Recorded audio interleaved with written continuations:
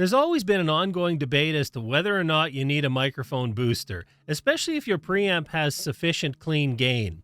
Well, today I'm going to share with you 3 reasons why you may need one, and as usual, there'll be objective tests. So let's talk about this.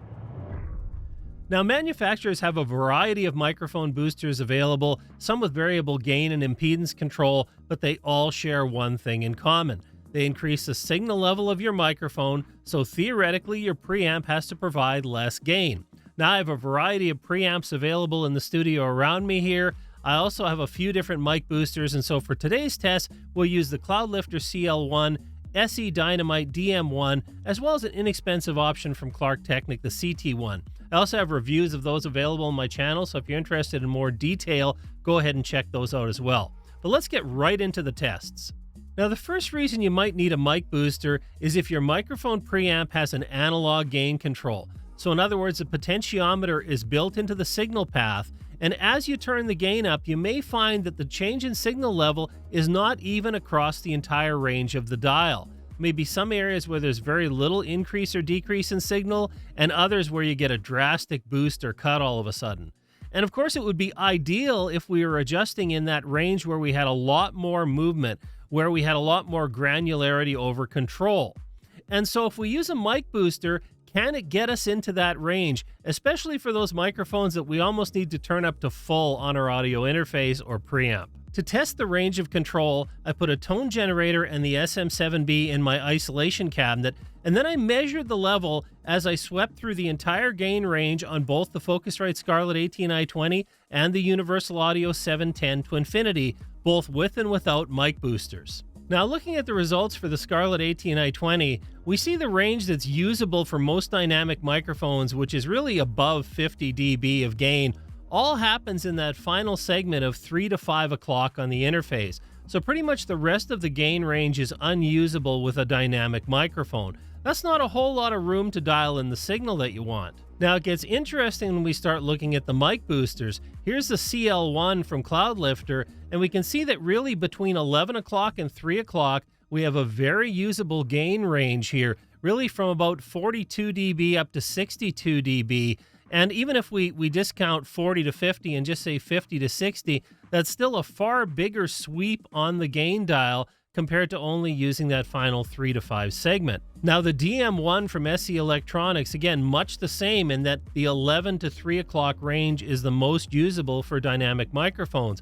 Now, because the DM1 has a little more boost, we actually get a little more range of usable gain. And looking at the Clark Technic CT1, our affordable option, we again see numbers we're looking for in that 11 to 3 o'clock range, although notably, we don't get enough boost until we're really probably halfway through the 11 to 1, so more like around noon. And so with a mic booster that has less gain, we're actually taking advantage of less of that sweet spot in the gain control range on the preamp. Moving over to the Universal Audio 710, this works a little differently in that we have an input stage and an output stage where we have an additional 10 dB of gain. Now, this fares a little bit better on its own. Really, between 1 and 5 o'clock, there are some usable numbers, although really, again, that 1 to 3 range, we probably have to get closer to 2 o'clock before we get into the dB that's going to be usable. But nonetheless, a little more range is usable with this preamp because it has more gain in the first place. But looking at the UA710 with the Cloudlifter CL1, we can see a very wide usable gain range here, really fully from 9 o'clock all the way to 3 o'clock. So a lot of granularity of adjustment to get exactly the level we want. And with the DM1, that range is even expanded. I would argue here that it's probably more like 8 o'clock all the way through until maybe 1 o'clock or so that we have usable range. So it just skews it over. It shifts the range we're going to be in on the preamp a little bit. We'll talk about that later on. But once again, the mic booster gives us a lot more range of control on this preamp that's usable with a dynamic microphone. And finally, looking at the affordable CT1, we can see here that the usable gain range actually starts just under 11 o'clock and goes in just above 1 o'clock. So not as much usable range. That tells me that the CT1 is probably not the best fit for the UA710 to maximize the available gain range on the control. Now, some manufacturers try to mitigate the issue of having poor granularity in the gain control. So for example, this warm audio version of the 1073 EQ gives us a stepped gain control that actually tells us the gain in dB at each point. The Focusrite ISA1 gives us several ranges with a 20 dB sweep in each of those, and then the DBX286S, a more affordable option, lists the dB of gain all the way around the potentiometer. Now, I'm not going to get into how accurate these are in this video. We'll save those for reviews on these preamps, but suffice to say, this is just a way to try and give you a little bit of that granularity that's lost when you just have one sweep and the gain is uneven throughout. And now the best way I found to mitigate this is with digitally controlled preamps, like on my PreSonus Quantum 2632. I can set the dB of gain to exactly what I want, and it's measurably accurate. This is really nice when we need recall for teardown, we're going to come back to a studio session, or we're doing live performance, and we want to dial in the sound exactly the same every time. The second reason you might need a microphone booster is for signal quality over long cable runs. And this can happen a lot in a studio where the control room is a considerable distance away from the recording space, and of course in live applications all the time.